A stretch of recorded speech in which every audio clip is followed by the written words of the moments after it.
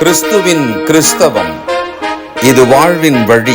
Christianity of Christ. This is the way of life.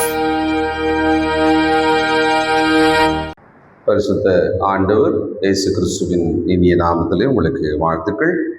தேவனுடைய கிருபையும் சமாதானமும் நம் அனைவரோடும் இருப்பதாக. ஒரு ஆராய்ச்சியாளர் 20 கழுகுகளை ஒரு சின்ன தீவில் கொண்டு போய் விட்டு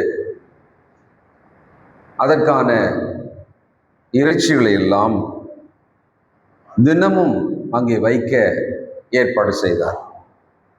அந்த இளம் கழுகுகள் அந்த இறைச்சி பார்த்த மகிழ்ச்சியில் சந்தோஷமாக அவைகளை சாப்பிட ஆரம்பித்தது. அது அதிகமாக இருந்ததால் அது அதிகமாக சாப்பிட்டது.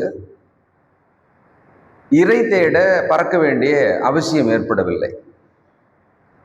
மீண்டும் அந்த இறைச்சிகள் தீர்ந்து போகும் பொழுதெல்லாம் உடனடியாக ஆட்கள் வந்து இறைச்சிகளை வச்சிருவாங்க. அது நன்றாக சாப்பிட்டது. சில வாரங்களானது, மாதங்களானது. அந்த கழுகுகள் பறக்க வேண்டிய அவசியமே ஏற்படவில்லை. உடல் பருமனானது, இறக்கைகள் உதிர ஆரம்பித்தது, அதனுடைய சிறகுகள் எல்லாம். அதில் ஒரு கழுகு மட்டும் கொஞ்சம் முதிர்ந்ததாக, வயது ஆனதாக இருந்தது. அது மொத்தம் சிந்திச்சு என்ன சொன்னது, நம்ம ஏதோ தப்பு பண்ணுறோம். நாம் மிக உயரத்தில் பறக்க வேண்டியவர்கள், அதையெல்லாம் மறந்துவிட்டு நாம் கோழிகளைப் போல மாறிவிட்டோம். நாம் உணவுக்காக பறக்காமலும் உழைக்காமலும் உடல் பருத்து இருக்கிறோம். அது யாரும் சொன்ன பேச்சு கேட்கல. அவைகள் எல்லாமே ரொம்ப மகிழ்ச்சியாக இருக்கிறோம், எனக்கு தேவையானதெல்லாம் நமக்கு கிடைக்குது, எதுக்கு நம்ம உழைக்கணும், எதுக்கு நம்ம பறக்கணும் அப்படின்னு சொன்னதாம். அப்போ அந்த ஒரு கழுகு மாத்திரம் இல்லை, என்னால் இப்படி இருக்க முடியாது அப்படின்னு சொல்லி பறந்து அப்படியே சமாளித்து இன்னொரு இடத்துக்கு போயிடுச்சு. சில மாதங்கள் கழித்து அந்த ஆராய்ச்சியாளர் அந்த கழுகுகளை பற்றி விசாரித்தார். அவைகள் நடக்க மட்டும் செய்கிறது, பறக்க முடியாமல் இருக்கிறது என்று. உடனே அந்த தீவுக்கு வலிமையான ஒரு 6 சிறுத்தைகளை அனுப்பினார். அவைகள் போன உடனே அந்த கழுகுகள் கிட்ட போனது. அதை சாப்பிடும்படியாக மிக வேகமாக, ஆக்ரோஷமாக பாய்ந்தது. அதில் 19 கழுகுகளுமே அதால் பறக்கவே முடியல. எல்லாவற்றையும் அந்த சிறுத்தைகள் தின்று தீர்த்தது. இது என்ன நமக்கு பாடம் சொல்லி கொடுக்கிறது என்றால், நாம் எதை செய்ய வேண்டுமோ அதை செய்யாமல், அது நம்முடைய கடமையா இருக்கலாம்,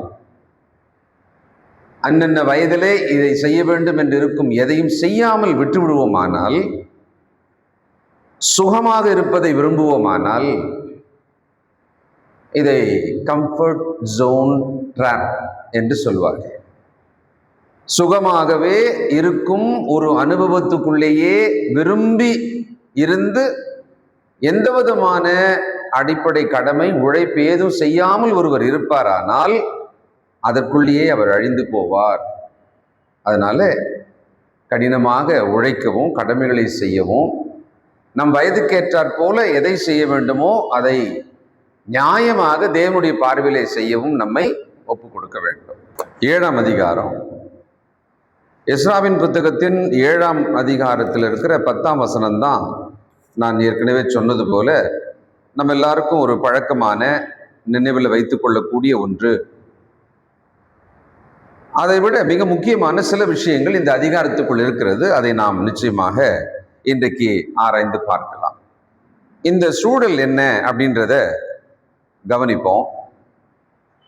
எஸ்ரா எருசலேமுக்கு பாபிலோனிய சிறையிருப்பிலிருந்து கொஞ்சம் ஆட்களோட வர்றார்.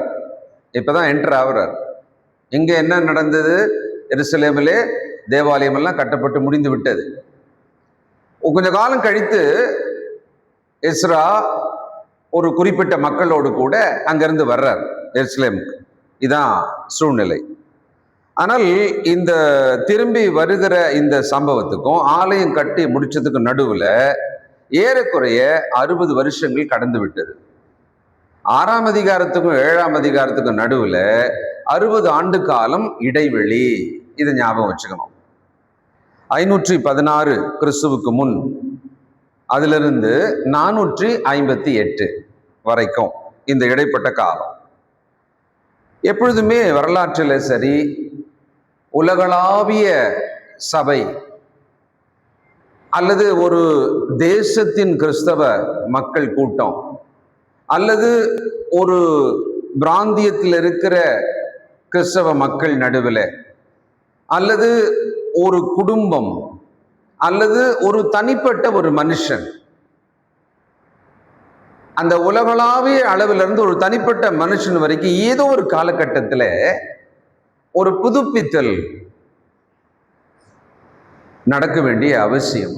To refresh or to restore, to reform our self, நம்மை நாம் புதுப்பித்துக் கொள்வது, நம்மை நாம் மீட்டமைத்துக் கொள்வது, இதெல்லாம் நடக்கணும். அப்ப இந்த இடத்துல என்ன நடக்குது அப்படின்னா, இந்த 60 ஆண்டு காலத்துல தேவாலயம் கட்டி முடிச்சாச்சு. ரொம்ப அழகா பக்திமான்களாக எல்லாரும் தேவனை தொழுது கொண்டு அருமையா இருப்பாங்கன்னு நினைச்சோம்னா அதான் இல்லை. அவர்கள் தங்கள் சொந்த போக்கில தேவனுடைய கற்பனை எல்லாம் மறந்து பழைய வாழ்க்கையிலே எப்படியெல்லாம் இருந்தாங்களோ அதே மாதிரி வாழ ஆரம்பிச்சிட்டாங்க. இப்படிதான் நடக்கும். அப்ப தேவன் என்ன பண்றாரு, அந்த மக்களுக்கெல்லாம் ஒரு உயிர் மீட்சி உண்டாக்கணும், ஒரு ரிவைவல் உண்டாக்கணும் அப்படின்னு தேவனுடைய திட்டம்.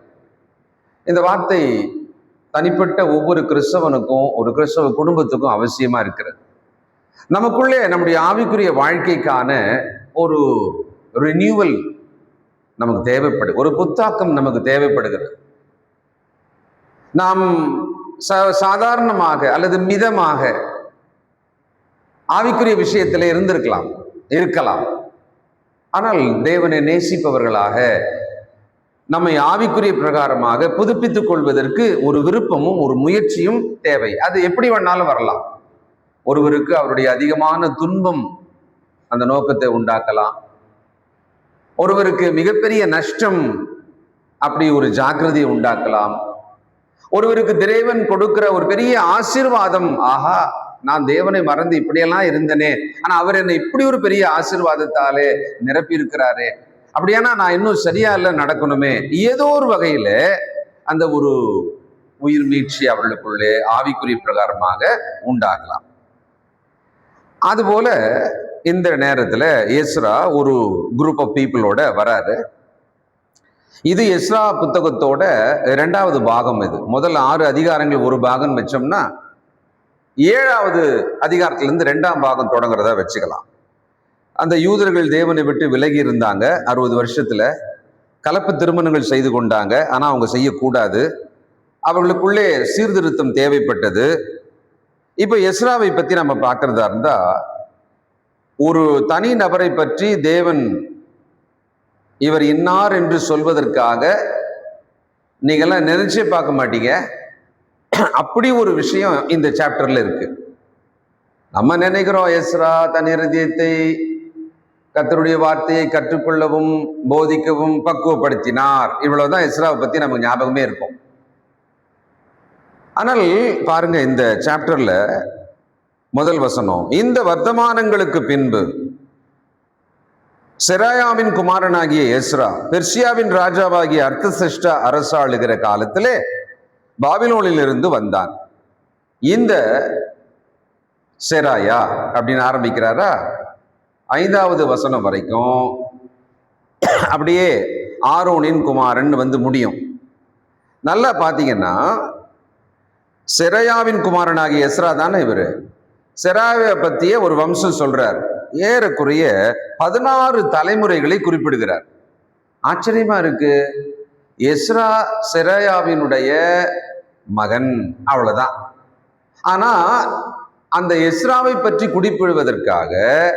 16 தலைமுறைகளை இந்த இடத்துல தேவன் அடுக்கி வச்சு நமக்கு காண்கிறார்.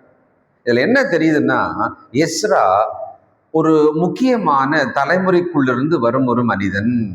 அதுக்கு நடுவுல பாத்தீங்கன்னா ஆரோன் இருக்கிறாரு, எலெயாசார் இருக்கிறார் இந்த பட்டியலுக்குள்ள. அப்போ மிகப்பெரிய கனவான்கள், மதிப்புக்குரிய மனிதர்கள் இந்த வம்சத்துக்குள்ள இருக்கிறதை நாம் கவனிக்கலாம். நம்ம ஒத்து பார்த்தா நமக்கு நல்லாவே தெரியும். ஒரு முக்கியமான, ஒரு பிரபலமான வம்சத்திலிருந்து வருகிற ஒரு நபர் தான் இந்த எஸ்ரா என்பவர்.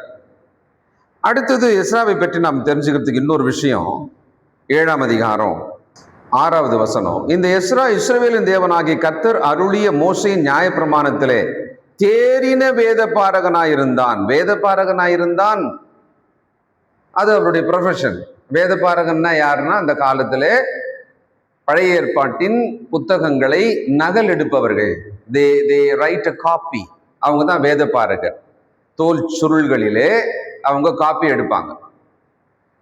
அந்த வேத பாரகர் அந்த காப்பி எடுக்கிற ஒரு விஷயம் இருக்கு இல்லையா, அது மிகவும் கவனமாக, பரிசுத்தமாக தங்களை சரீரத்தாலும் பயபக்தியால் தங்கள் மனதாலும் வைத்துக்கொண்டு அதை காப்பி எடுப்பாங்க. எந்த ஒரு விஷயத்தையும் நாம பல முறை எழுதிக்கிட்டே இருக்கிறோம்னு வச்சுக்கோங்களேன், அது அப்படியே மனசுல பதிஞ்சிடும். அதனால வேத பாரகர் ஆட்டோமேட்டிக்கா என்ன ஆயிடுவாங்க அப்படின்னா, அதையே போதிக்கிறவர்களாகவும் மாறிடுவாங்க. அப்போ இவர் வேத பாரகராகவும் நன்றாக அதை பற்றி போதிக்கிறவராகவும் இருப்பார். அதுல என்ன சொல்றாங்கன்னா, தேறின வேத பாரகனாயிருந்தான். 11ஆம் வசனம். கர்த்தருடைய கற்பனைகளின் வார்த்தைகளிலும் அவர் இஸ்ரவேலுக்கு கொடுத்த கட்டளைகளிலும் படித்து தேறின வேத பாரகனாகிய எஸ்ரா, படித்து தேறின, he learned, not only copying. இதுல 2 விஷயம் நடக்கும் காப்பி பண்றதுல. இதுதான் அப்படின்னு காப்பி பண்ணும்போது மனசையும் வைக்காம, அதை தான் படிக்கணுன்ற அவசியமே இல்லாம, வெறும் எழுத்து, ஜெராக்ஸ் மிஷின் உள்ள எதை விட்டாலும் காப்பி எடுத்து வந்து கொடுத்துரும் பார்த்தீங்களா, அதுக்கு உணர்வோடு அதை சிந்திக்கணும், அது என்னன்னு பார்க்கணுன்ற அவசியம் அதுக்கு கிடையாது. அந்த மாதிரி கூட ஒருத்தர் காப்பி பண்ணலாம். ஆனா இவர் என்ன பண்ணிருக்காரு, அந்த நியாயப்பிரமாணத்தை காப்பி எடுக்க, அதை கொஞ்சம் கொஞ்சமா அது என்னன்னு பார்க்க, அது மேல இவருக்கான ஆவல் அதிகமாக, அதை ஆழமாக அதை படித்து அதில் தேறினவராக மாறிட்டாராம். இந்த கான்செப்டை தான், இந்த விஷயத்தை தான் புதிய ஏற்பாட்டுல ஆவியானவர் நமக்கு சொல்லி கொடுக்குறார். வசனம் ஏதாவது ஞாபகம் சொல்லுங்க பார்க்கலாம். இவ காமிச்ச 2 வசனம், அதுல அந்த எஸ்ராவை பற்றி சொன்ன ஒரு முக்கியமான விஷயம், அது அப்படியே புதிய ஏற்பாடுல ஆவியானவர் நமக்கு இதை சொல்லி கொடுக்கிறாரு.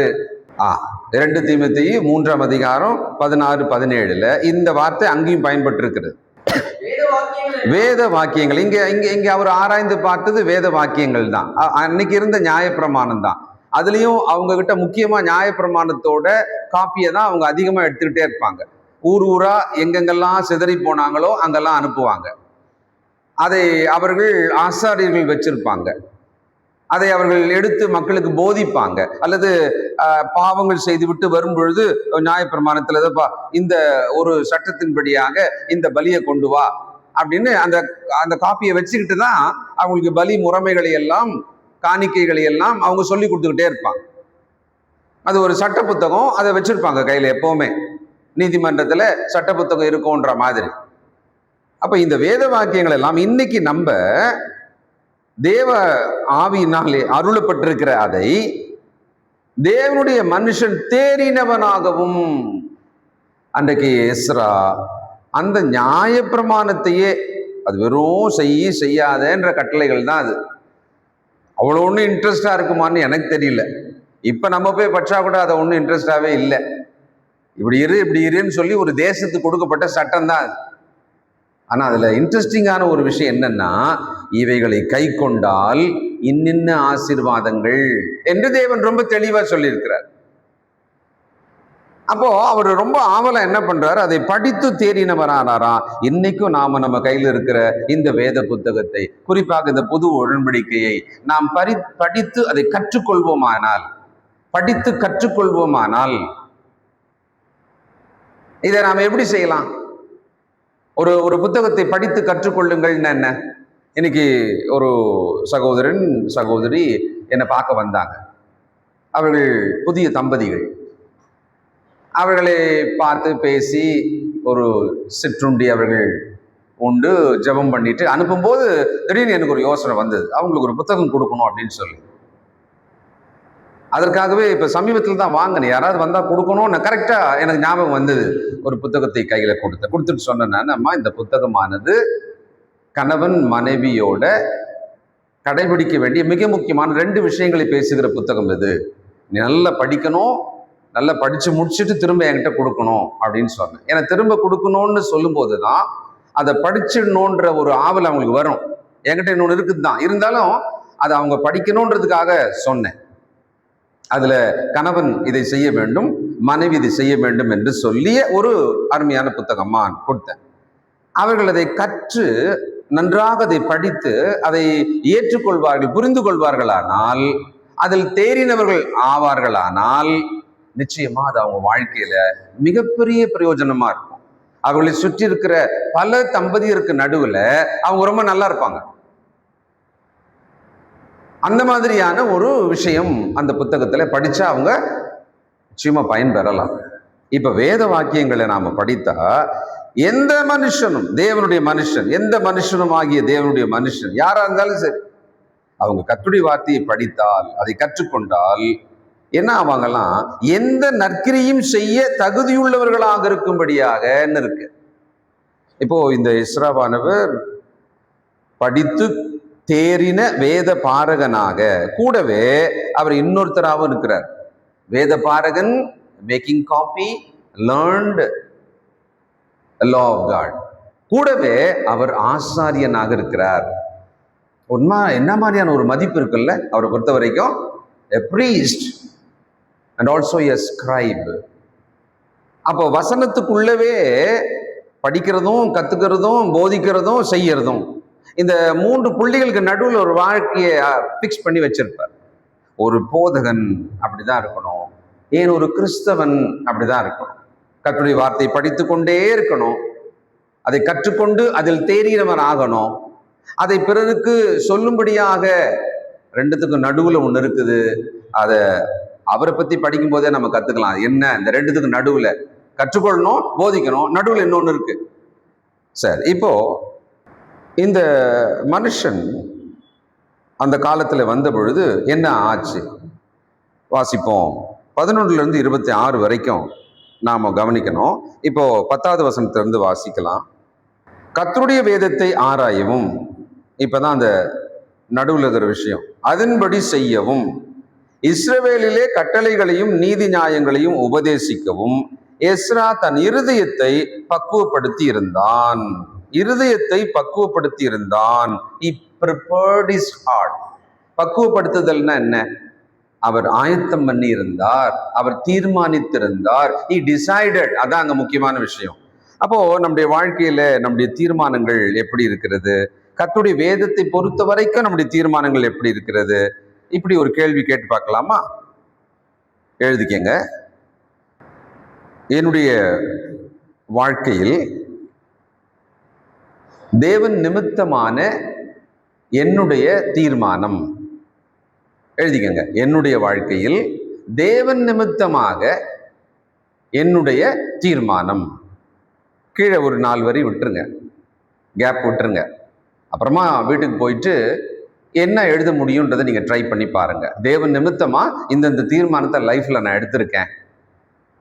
அம்மாவுக்கு நான் இதை செய்யணும்னு இருக்கேன், அப்பாவுக்கு நான் இதை பண்ணணும்னு இருக்கேன், என் மனைவிக்கு இதை செய்யணும்னு இருக்கேன், என் அண்ணன் தம்பிகளுக்கு இதை செய்யணும்னு இருக்கேன், என்னுடைய வாழ்க்கையில என்னுடைய குடும்பத்துக்காக இதை செய்யணும்னு இருக்கேன், எனக்காக நன்மை செய்த ஒரு நபர் இருக்கிறார், அவருக்கு நான் இதை செய்யணும்னு இருக்கேன், என் லைஃப்ல இதெல்லாம் தீர்மானங்கள் இருக்கிறது அப்படின்னு இருக்கும் பார்த்தீங்களா? அந்த மாதிரி தேவன் நிமித்தமாக, for God, for His glory, for Him alone, I plan to do something அப்படின்னா என்னவா இருக்கும்ன்றத யோசிங்க. அப்படி இல்லைன்னா ஏதாகலும் ஒன்றை அங்க எழுதி வைங்க, யோசனை பண்ணிட்டு பிறகு ரைட். இப்போ ஒரு உறுதியான மனிதனாக நாம் இந்த எஸ்ராவை பார்க்கலாம். எழுதிக்கலாம். முதல் விஷயம், இந்த எஸ்ராவை பற்றி உறுதியான ஒரு மனிதர் இவர். அடுத்தது, தேவனாலே ஆசீர்வதிக்கப்பட்ட மனிதர் இவர். தேவனாலே ஆசீர்வதிக்கப்பட்ட மனிதர். இப்பொழுது 7ஆம் அதிகாரம் 27 வாசிப்போம். எருசலேமில் உள்ள கர்த்தருடைய ஆலயத்தை அலங்கரிக்க இப்படிப்பட்ட யோசனையை ராஜாவின் இருதயத்தில் அருளி, ராஜாவுக்கும் அவருடைய மந்திரிமார்களுக்கும் ராஜாவின் கைக்குள்ளான பலத்த எல்லா மகா பிரபுக்களுக்கும் முன்பாக எனக்கு தயவு கிடைக்க பண்ணின எங்கள் பிதாக்களின் தேவனாகிய கர்த்தருக்கு ஸ்தோத்திரம். அதாவது தேவனை ஸ்தோத்தரிக்கிறார் ஒரு குறிப்பிட்ட விஷயத்துக்காக. என்ன அப்படி என்ன இவர் இவ்வளவு லென்த்தா ஒரு ஒரு ஒரு பெரிய முக்கியமா ராஜால இருந்து மந்திரிமார்கள்லாம் வச்சு ஒரு தேங்க்ஸ் பண்றாரு. இப்ப நாமோ என்னதான்றதை படிச்சு பார்ப்போம். 7ஆம் அதிகாரம் 11 to 26. கர்த்தருடைய கற்பனைகளிலும் வார்த்தைகளிலும் அவர் இஸ்ரவேலுக்கு கொடுத்த கட்டளைகளிலும் படித்து தேறின வேத பாரகனாகிய எஸ்ரா என்னும் ஆசாரியனுக்கு ராஜாவாகிய அர்தசஷ்டா கொடுத்த சன்னதி நகலாவது ஒரு ஆணையை எழுதி கொடுக்கிறார். என்ன கொடுக்கிறார்?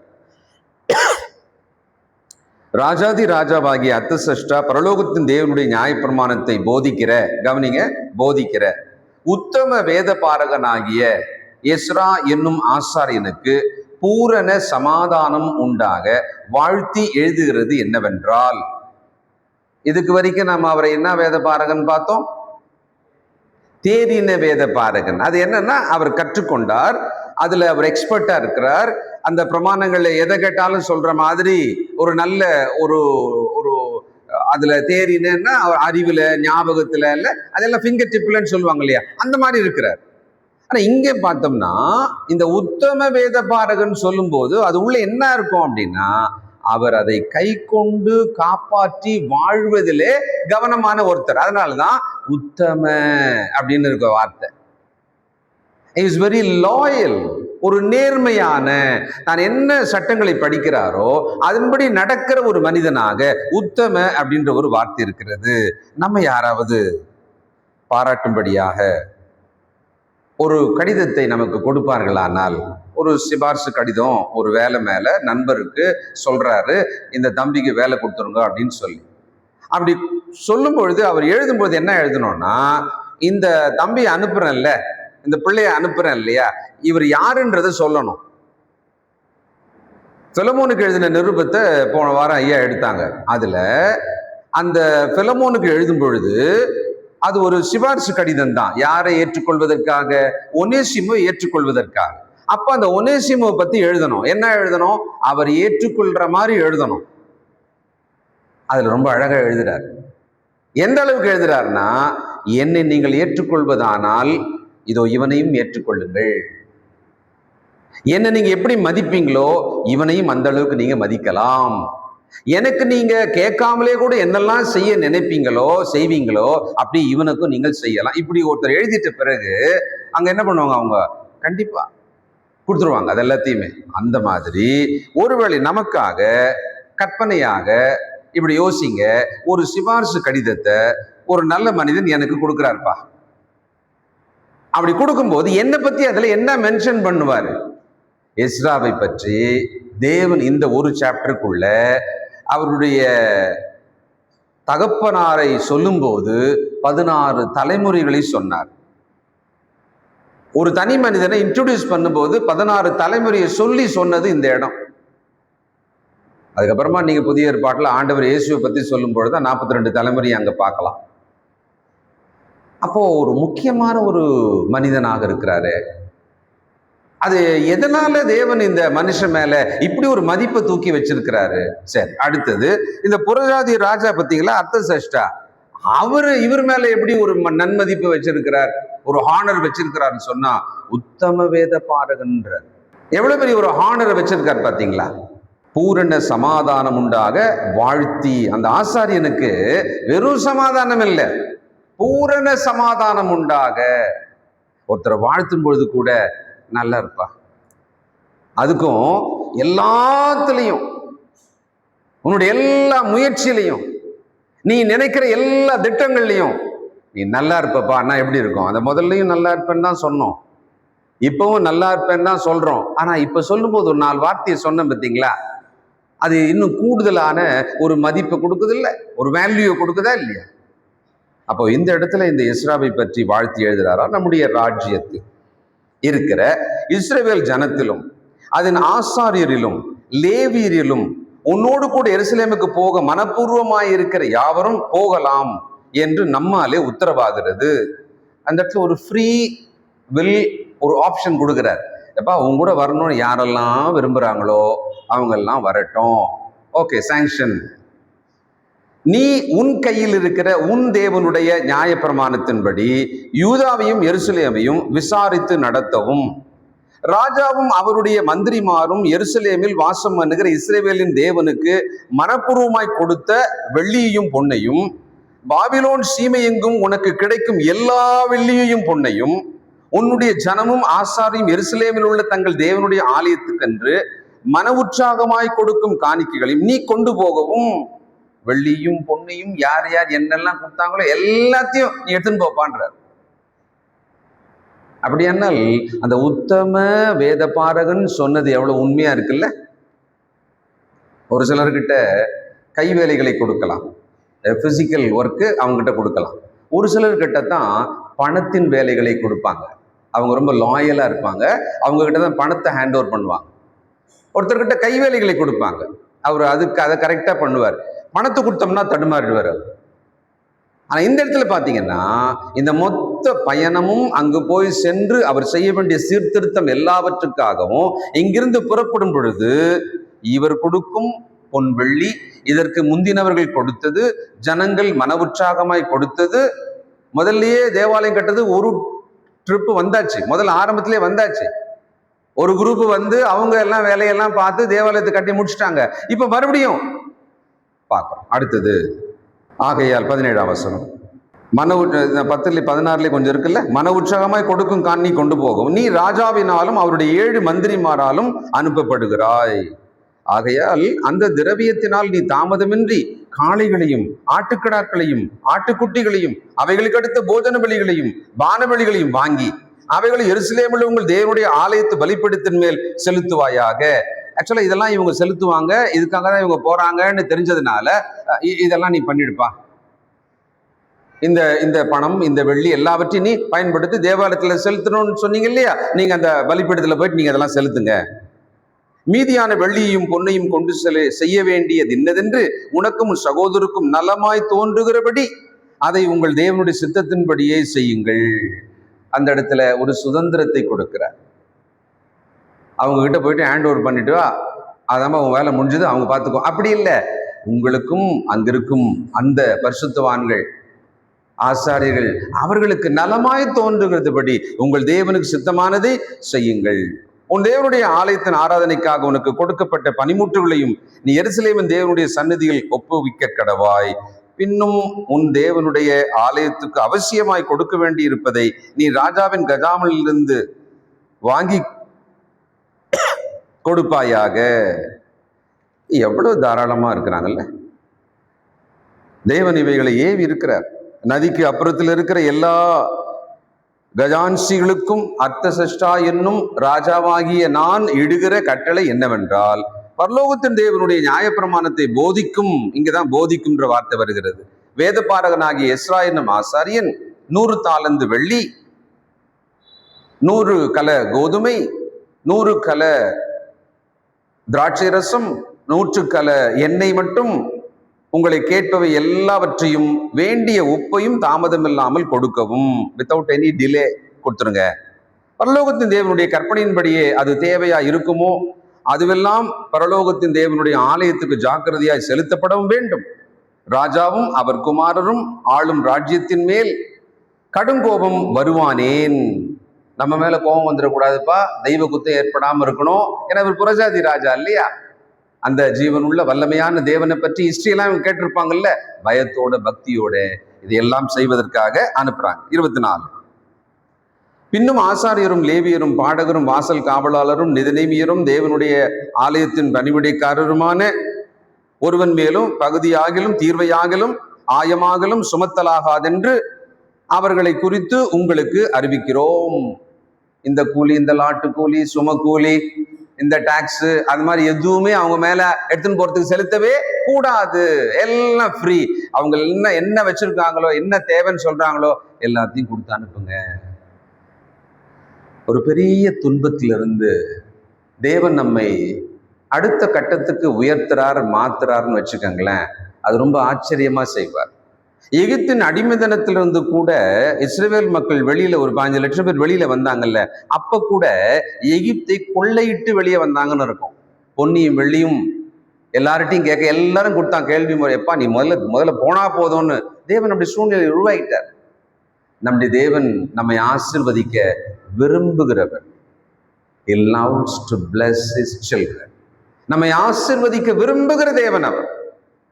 நமக்காக அவர் எதை செய்வார் அப்படின்னு எல்லையை நம்மளால கற்பனையே பண்ண முடியாது. நம்மளாம் லிமிட்டடா தான் கேட்போம்.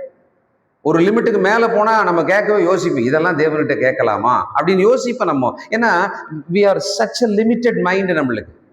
ஆனா நம்முடைய தேவன் நம்மை ஆசீர்வதிக்க திட்டமிடுவாரானால், அவர் அதை தொடங்குவாரானால், அதை நமக்கு கொடுப்பாரானால், அதை யாரை வச்சு கொடுக்கணும்ன்றதெல்லாம் நம்மளால கற்பனை பண்ணியே பார்க்க முடியாது.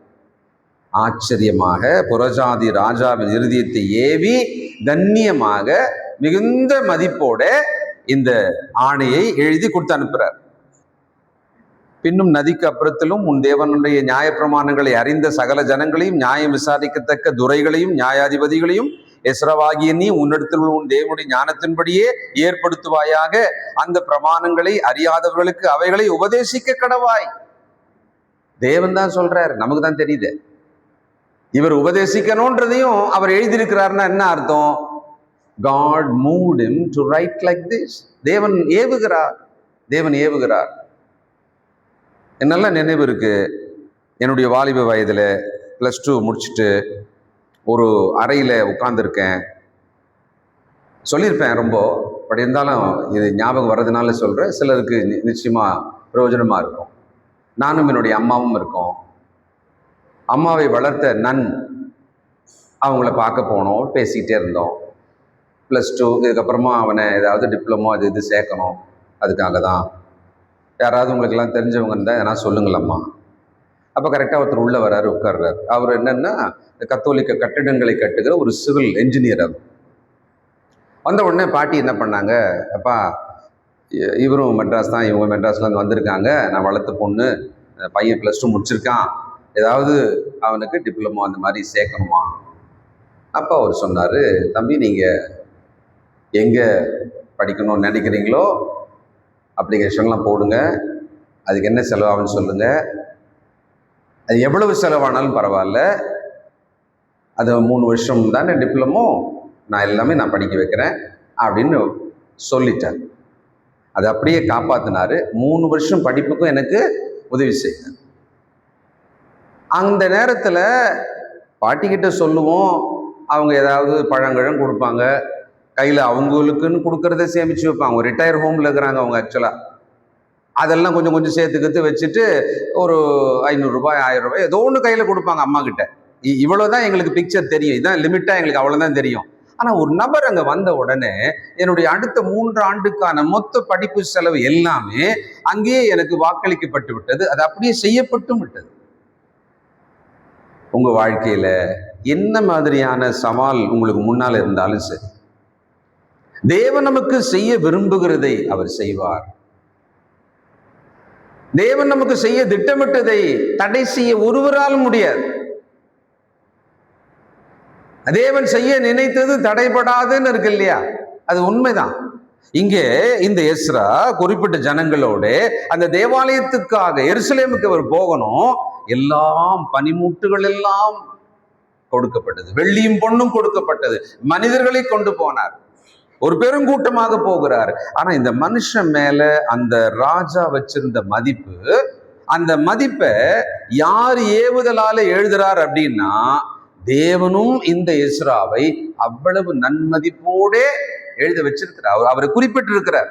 He mentioned உத்தம வேத பாரகன், தேறின வேத பாரகன், போதகனாகிய ஆசாரியனாகிய எஸ்ரா. இவ்வளவு விஷயங்கள் இருக்கிறது. 26. உன் தேவனுடைய நியாய பிரமாணத்தின்படியேயும் ராஜாவினுடைய நியாய பிரமாணத்தின்படியேயும் செய்யாதவன் எவனும் உடனே மரணத்துக்காகிலும் தேசத்துக்கு புறம்பாக்குதலுக்காகிலும் அபராதத்துக்காகிலும் காவலுக்காகிலும் தீர்க்கப்பட்டு தண்டிக்கப்பட கடவன் என்று எழுதியிருந்தது. எல்லாமே நல்லா தான் இருந்தது. கடைசியா ஒரு பனிஷ்மெண்ட் எழுதிட்டார். இது இல்லாம ஒரு ராஜா ஒரு ஆணையை எழுதவே முடியாது. இப்படி இல்லாம தேவனும் ஒரு சட்டத்தை எழுதவே முடியாது. நியாயப்பிரமாணம் பாருங்க, அங்கேயும் அப்படிதான் இருக்கும். புதிய பிரமாணம் பாருங்க, அங்கேயும் அப்படிதான் இருக்கும். ஏன்னா நம்மை நேசிக்கிற தேவன், நமக்கான பெரிய கிருபை தருகிற தேவன், நம்மை ஆசீர்வதிக்கும் வழி நிபந்தனைகளை எல்லாம் தருகிற தேவன், அவர் நமக்கு என்ன பண்ணுவாரு? இவ்வளவு ஆசீர்வாதம், இவ்வளவு நன்மைகள் எல்லாம் தாராளமாக தருவேன் என்று சொல்லிட்டு, இந்த வார்த்தையின்படி நீங்கள் நடக்காவிட்டால் இந்த நஷ்டம் உங்களுக்கு வரும் என்று கண்டிப்பா சொல்லிதான் ஆகணும். அதனால ரொம்ப தீர்க்கமா தெளிவா மரணத்துக்கு, தேசத்துக்கு புறம்பாக்குதல், அபராதம், காவல், தண்டனை, இது வரைக்கும் சொல்லிட்டார். அது குற்றத்தோட கேட்டகரிக்கு ஏற்ற மாதிரி. எருசலேமில் உள்ள கர்த்தருடைய ஆலயத்தை அலங்கரிக்க இப்படிப்பட்ட யோசனையை ராஜாவின் இருதயத்தில், இப்பதான் கவனிக்கணும், ராஜாவின் இருதயத்தில் அருளி ராஜாவுக்கும் அவருடைய மந்திரிமாருக்கும் ராஜாவின் கைக்குள்ளான பலத்தை எல்லா மகா பிரபுக்களுக்கும் முன்பாக எனக்கு தயவு கிடைக்க பண்ணின எங்கள் பிதாக்களின் தேவனாகிய கர்த்தருக்கு ஸ்தோத்திரம். அப்படியே என் தேவனாகிய கர்த்தருடைய கரம் என் மேல் இருந்ததினால் நான் திடன் கொண்டு இஸ்ரவேலில் சில தலைவரை என்னோடு கூட வரும்படி சேர்த்து கொண்டேன். இப்படிதான் அவரோட பயணம் இருந்தது.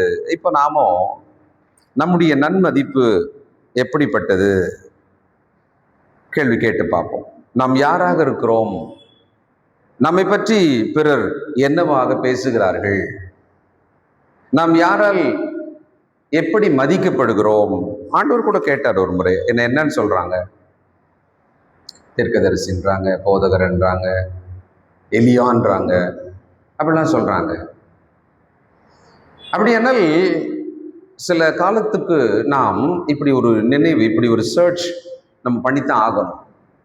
என்னுடைய வாழ்க்கை இப்படி இருக்கிறது, நான் இப்படி வாழ்ந்து கொண்டிருக்கிறேன், என்னை பற்றி சுற்றிலும் இருக்கிறவர்கள் எவ்விதமாக பேசுகிறார்கள், என்ன பேசுகிறார்கள், அல்லது நான் எவ்விதமாக என்னை வெளிப்படுத்துறேன், நான் என்னை என்ன பிரசன்ட் பண்றேனோ அதை பார்த்து தானே பேசுவாங்க.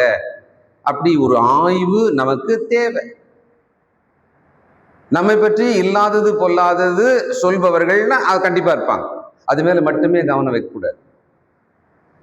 நம்மை பற்றி நல்லது சொன்னார்களானால், அல்லது நம்மை பற்றி அபிப்பிராயங்களை சொல்வார்களானால், நம்மை சரி செய்யும்படியான ஆலோசனை சுட்டி காட்டுவார்களானால், எல்லாத்தையுமே கவனித்து நம்மளை ஷேப் பண்றது தான் நம்மளோட வேலை.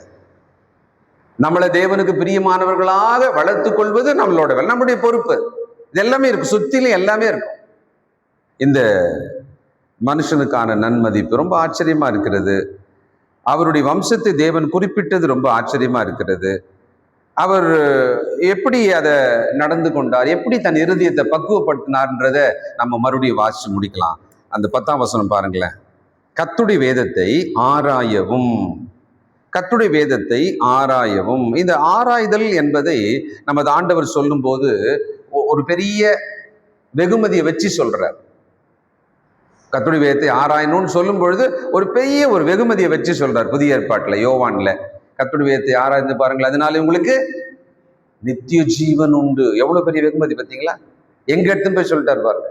கர்த்தருடைய வேதத்தை ஆராய்ந்து பாருங்கள், உங்களுக்கு நித்திய ஜீவன் உண்டு அப்படின்ட்டார். அந்த மனுஷன் கர்த்தருடைய வேதத்தை ஆராயவும், அப்புறம் அதன்படி செய்யவும், அதன்படி அதுக்கப்புறமா தான் உபதேசிக்கவும் வருது. செய்யவும்ன்றது தான் 2வது வருது. அப்படின்னா என்ன அர்த்தம்? ஒருவர் கர்த்தருடைய வார்த்தையை கற்றுக்கொண்டு இருக்கும் பொழுது அவர் இமீடியட்டா அதை செய்வதற்காக என்ற 2வது ஸ்டெப்ல அவர் கரெக்டா இருந்துட்டாருன்னா, அதை அவர் பண்ணிட்டாருன்னு சொன்னா அவர் அதை போதிப்பதற்கு தகுதி பெறுகிறார். அப்ப நாம ஒன்றை கற்றுக்கொள்றோம் அப்படின்னா யார் ரொம்ப ஆவலா கத்துக்குவாங்க தெரியுங்களா? மற்றவங்களுக்கு சொல்லணுன்ற நிர்பந்தம் யாருக்கெல்லாம் இருக்குதோ அவங்க ஆவலா கத்துக்குவாங்க. மற்றவங்களுக்கு சொல்லணுன்ற பாரம் யாருக்கெல்லாம் இருக்கிறதோ அவங்க ஏன்னா கத்துக்கிட்டாதான் நம்ம சொல்ல முடியும் அப்படின்னு அவங்களுக்கு தெரியும் இல்லையா? பல நேரங்கள்ல நம்மெல்லாம் ஜெபம் பண்றோம், நாங்கள் இந்த நாள்ல இந்த வார்த்தைகளை கேட்கவும் அதை அப்படியே நாங்கள் பிறருக்கு போதிக்கவும் பல வருஷமா நம்ம பண்ணிக்கிட்டே இருப்போம். டிஃபால்ட்டா அந்த அந்த வாக்கியம் நம்ம ஜபத்துல வர்றது ரொம்ப நல்லது தான். ஆனா நடுவுல ஒரு விஷயத்தை நம்ம ஞாபகம் வச்சுக்கணும். இந்த வார்த்தைகள்லாம் நாங்கள் இன்று கேட்கவும், அதை நாங்கள் செய்யவும், அதை நாங்கள் போதிக்கவும் அப்படின்னு வாக்கியத்தை நாமோ மாத்திக்கிட்டா நல்லா இருக்கும். ஏன்னா இது நமக்கு முன்மாதிரி இருக்கிறது. இங்கே எஸ்ரா செய்யவும், இஸ்ரவேலிலே கட்டளைகளையும் நீதி நியாயங்களையும் உபதேசிக்கவும் தன் இருதயத்தை பக்குவப்படுத்தி இருந்தான். He prepared his heart. அப்போ நாமோ எஸ்ராவினிடத்துல பெறுகிற முன்மாதிரி, ஒருவேளை இந்த 10ஆம் வசனத்தை நம்ம வாழ்க்கையில ஒரு ஒரு முக்கியமானதா நினைச்சு நம்மளை ப்ரிப்பேர் பண்ணி கர்த்தருடைய வேதத்தை கற்றுக்கொண்டு ஆராய்ந்து கற்றுக்கொண்டு அதை செய்யும்படி நம்மை ஒப்பு கொடுத்து அதை பிறருக்கு சொல்லும்படியான ஒரு வாழ்க்கையை வாழறோம்னு வச்சுக்கோங்களேன். அந்த கடிதத்துல ஆணையில காமிச்ச நன்மதிப்பு, அந்த ஆசீர்வாதம், அவைகள் எல்லாம் கண்டிப்பா பல மடங்கு தேவன் நமக்கும் தருவார். அதுல எந்த மாற்றம் இல்லை. அதனால்தான் இவைகள் நமக்கு திஷ்டாந்தமாக எழுதப்பட்டிருக்கிறது. எஸ்ரா ரொம்ப பயபக்தியுள்ள ஒரு மனுஷன், ரொம்ப பயபக்தியுள்ள மனுஷன். அவர் கர்த்தருடைய வேலை செய்வதில் ரொம்ப கமிட்டடான ஒரு பர்சன். அவர் he committed himself since he prepared already to learn only God's law. He is prepared and also he is committed. இந்த விஷயம் தான் நமக்கு இன்னைக்கு தேவைப்படுது. 27ஆம் வசனம், அவருடைய நன்றியை ஒரு முறை வாசிக்கலாம். எருசலேமில் உள்ள கர்த்தருடைய ஆலயத்தை அலங்கரிக்க இப்படிப்பட்ட யோசனையை ராஜாவின் இருதயத்தில் அருளி, ராஜாவுக்கும் அவருடைய மந்திரிமார்களுக்கும் ராஜாவின் கைக்குள்ளான பலத்தை எல்லா மகா பிரபுக்களுக்கும் முன்பாக எனக்கு தயவு கிடைக்க பண்ணின. மனுஷனுடைய தயவு, தேவனுடைய கிருபை, இவைகளை தினமும் தேவனிடத்துல நாமும் கேட்கணும். மனுஷ தயவு நமக்கு வேணும். மனுஷரை எல்லாரையும் தள்ளி வச்சு பகைச்சுக்கிட்டு தனியே ஆளா மாத்திரம் நம்ம வாழ்ந்துடவே முடியாது. இந்த தலைமுறை அப்படி நினைக்குது, அப்படி முடியவே முடியாது. we need each other. ஒருவருக்கொருவர் நாம் தேவைப்படுகிறோம். மனுஷ தயவு, ஆண்டவர் இயேசு இந்த பூமியில் இருந்த பொழுது தேவனுடைய கிருபையிலும் மனுஷ தயவிலும் விருத்தி அடைந்தாராம். ஆக இந்த எஸ்ராவை மீண்டும் அந்த அதிகாரத்தை போய் படிங்க. ஒரு நல்ல முன்னுதாரணம். பிள்ளைகள், வாலிப பிள்ளைகள், இந்த எஸ்ராவை போல உங்களை ஒப்புக் கொடுங்க. உங்கள் இருதயத்தை முதல்ல பக்குவப்படுத்துங்க. செயல்பாட்டில் அல்ல, முதல்ல இருதயத்தை தேவனுக்கென்று கமிட் பண்ணுங்க. நிச்சயமா தேவன் உங்களை மிகப்பெரிய அளவுக்கு ஆசீர்வதிப்பார். நாம் எழுந்து நிற்போம், ஜெபம் செய்வோம். இந்த நாளிலே நமக்கு அருமையான ஊழியக்காரி அம்மா வேதமணி பீட்டர் அவர்களுடைய நினைவாக குடும்பத்தார் உணவு அளித்திருக்கிறார்கள். நாம் அந்த குடும்பத்தாருக்காக ஜெபிப்போம். அந்த உணவை யாவரும் உண்டு செல்லும்படியும் தொடர்ந்து நீங்களும் ஜெபிக்கும்படியும் அன்போடு கேட்டுக்கொள்கிறேன்.